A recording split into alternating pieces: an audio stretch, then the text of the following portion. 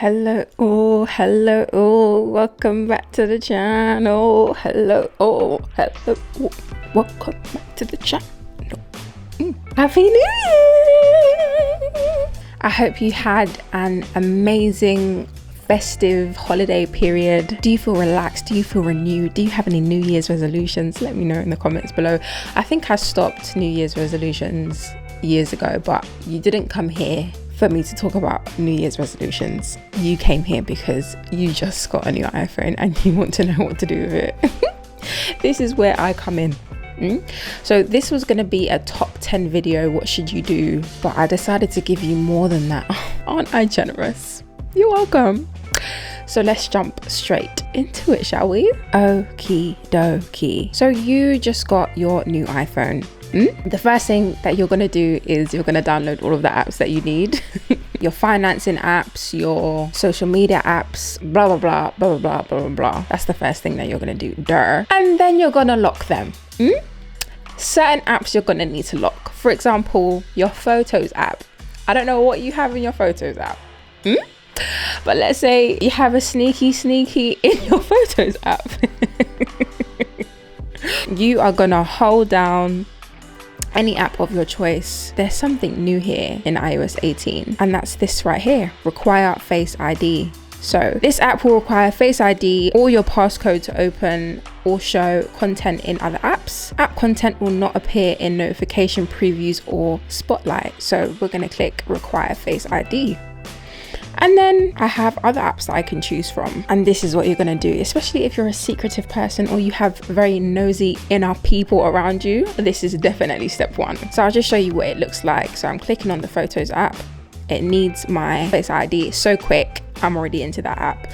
So you're probably going to want to do this for iMessage, WhatsApp, Instagram. Do you know what I mean? Like any of the above, all of the above, totally up to you. Yeah. Next thing you're going to do is enable Apple Intelligence. So I'm not sure about now, but because Apple Intelligence only came out last month for the public, if you got your phone last month, let's say for Christmas or something, I'm not sure if Apple Intelligence is enabled by default. So what you're gonna want to do is go into your settings, scroll down to Apple Intelligence and Siri, and then you're going to toggle Apple Intelligence on. You're probably going to have to do a few prompts. It might take you through the Siri setup again. You just do that. This takes a bit of a second. So while you're waiting for you to be accepted into the Apple Intelligence program, we're going to continue with the rest of the things that you have to do.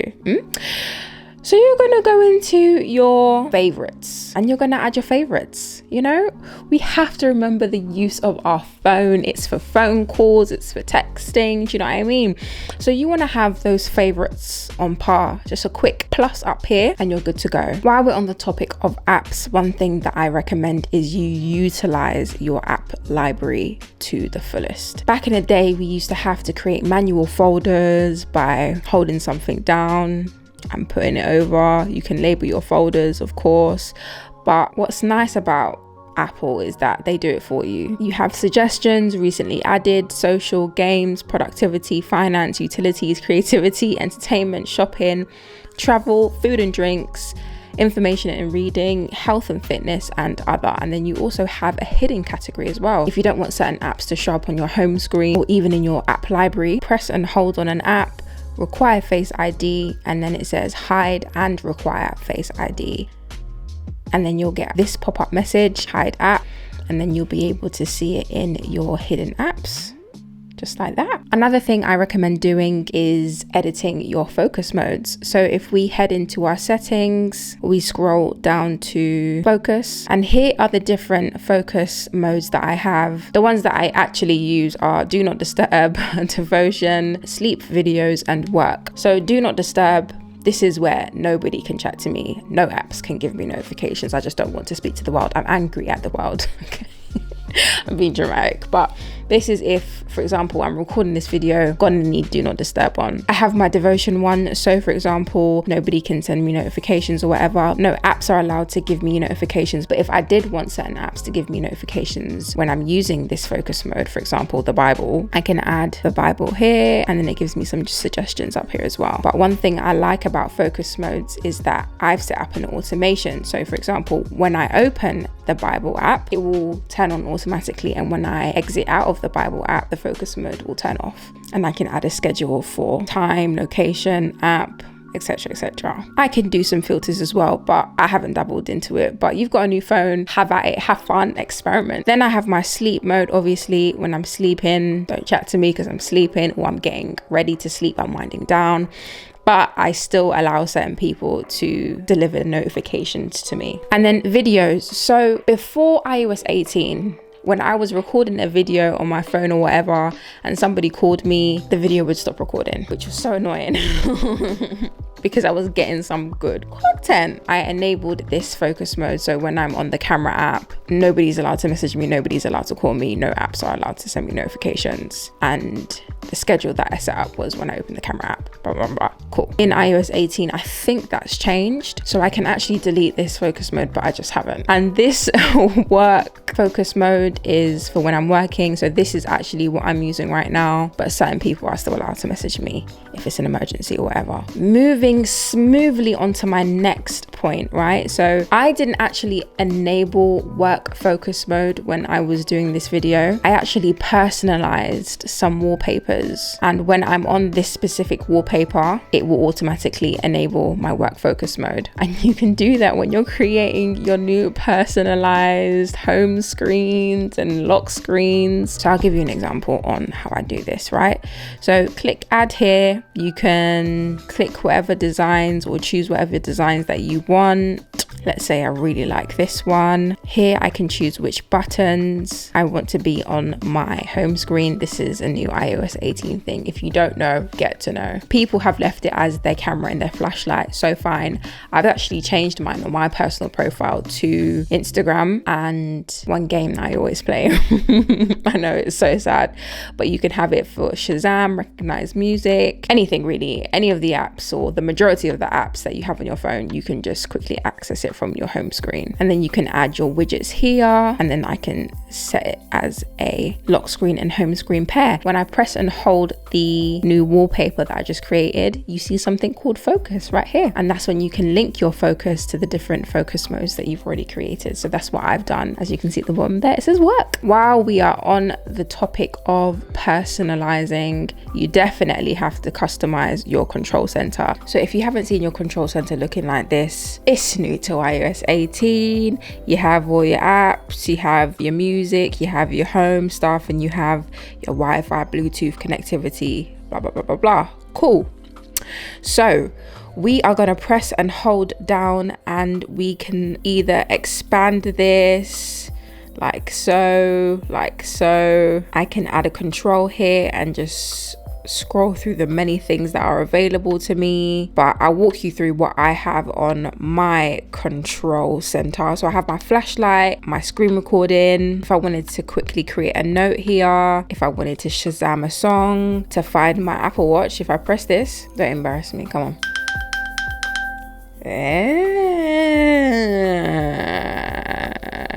Someone actually asked me about that the other day. So if you didn't know, if you can't find your watch, like if it's not on your wrist, it's somewhere, you can press this button, it'll find it, and vice versa on your watch.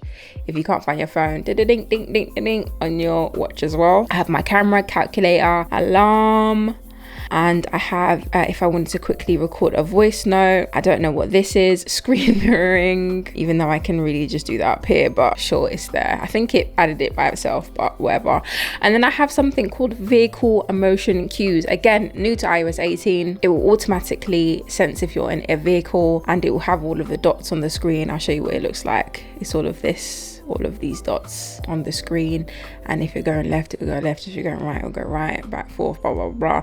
So sometimes when I'm in a car as a passenger, I can't sense it immediately, so I just have a quick option here to turn it on. But when my phone connects to my car, for example, it will automatically turn on because it knows that I'm in the car. And there's loads and loads of personalizations that you can do to the control center. So have at it, have fun. Another thing that you absolutely have to do, especially if you have an iPhone 15 Pro or Pro Max or iPhone 16 series, is you have to configure your action button. So you go over to your settings. Well, when you're setting up your phone, I think it actually asks you during the setup what you want your action button to be. But if you miss that or it's actually not there, you go into your settings, you scroll until you see action button, and then you can configure it to silent mode. A lot of people just left it at as their silent toggle. So fine. I actually have mine here next to the lock rotation. I just have silent mode there because I wanted my action button to be something else. So you can have it as a focus mode, camera, torch, voice memo, Shazam, translate, magnifier, controls in your control center. That's new, didn't see that before. Your shortcut, your accessibility, and no action at all. So me personally, I like it because when you have it as a shortcut, you can literally just do anything to your phone. If you wanted to open a specific app, you can have the action button shortcut to that, and literally any shortcut that you have in your phone, you can just use your action button for it. So cool.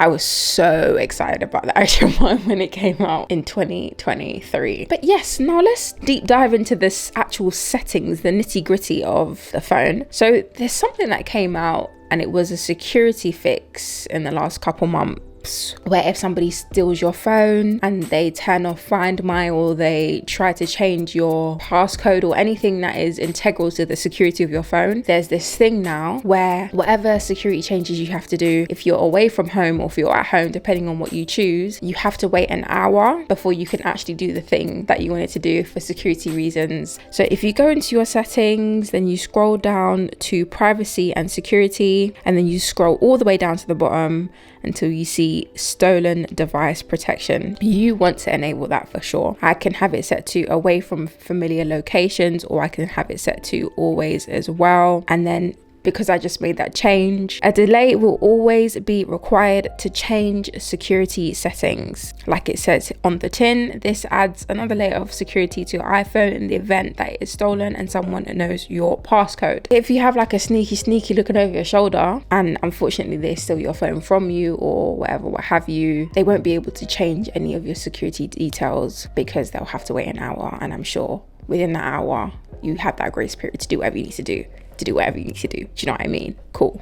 Another thing that I want you to do as soon as possible is go into your health app and click health sharing. So this is if you need to share your information with someone. So for example, if you are poorly, or you know, your significant other or a significant person in your life is poorly and they need to share their health settings with you, you can share with someone, they'll have access to your medical data. I also want you to set up emergency contacts. When I use emergency SOS, it will send a message to my emergency contacts immediately. If you go to apps, health, medical ID, and you'll see all of that information right there. When you're setting this up as well, it will also ask you if, you know, you pass away, it will give someone access to your full health ID. Another thing I want you to do, we're in our settings, we hit battery, and we are going to hit charging, and here you can choose your charging limit, but I want you to turn on Optimise battery charging. It will just allow your battery to last a lot longer. With the iPhone 14 Pro and onwards, you can enable always on display. If you don't like it, you can switch that off. You go into your settings, display and brightness, and then you scroll down to always on display, and you can toggle on when you'd like it to be on or off. I always have mine on because I just like to see everything when my phone is down. But one thing that I noticed, that if you have an Apple Watch and you walk away from your phone, like a good distance away, your screen will actually turn black because it knows that you're actually not near your phone anymore. But we can touch on that in a different video. It's just so cool. Another thing that I want you to do when you get your new iPhone is I want you to buy 1 million cases for it, because you have to have different cases for your outfit. 100% one of those cases that you need to buy is a clear case, because we need to admire how pretty your phone is. Do you know what I mean? And then you can get like 7 other cases if you want to, but you have to personalize your different cases as well. It's just something that you have to do. That's all of the things that you need to do when you get your new iPhone. Comment below and let me know if I should do a video on what apps you should have on your iPhone as well. That would be a cool video. Let me know. If I've missed anything out or you feel like something actually shouldn't have been there, let me know in the comments. But thank you so much for putting up. Make sure to like, subscribe, like. Bye.